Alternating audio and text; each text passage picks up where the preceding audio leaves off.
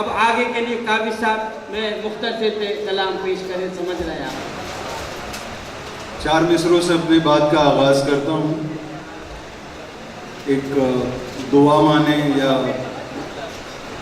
इल्तिजा माने। कहा है कि ज़ख्म जितने हैं सब रफू करके, ज़ख्म जितने हैं सब रफू करके, आ गले मिल ले हम वजू करके। ज़ख्म जितने हैं सब रफू करके, आ गले मिल ले हम वजू करके। और ढूंढने वाले को ही मिलता है, ढूंढने वाले को ही मिलता है, देख ले तू भी जुस्तजू करके। ढूंढने वाले को ही मिलता है, देख ले तू भी जुस्तजू करके। और 4 मिसरे देखें। कहा है कि फिरकों फिरकों में बट गए हम लोग,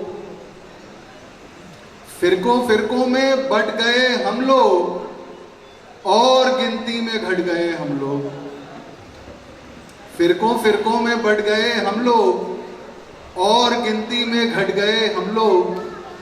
सिर्फ बटने का गम नहीं काविश, सिर्फ बटने का गम नहीं काविश, राह हक से भी हट गए हम लोग।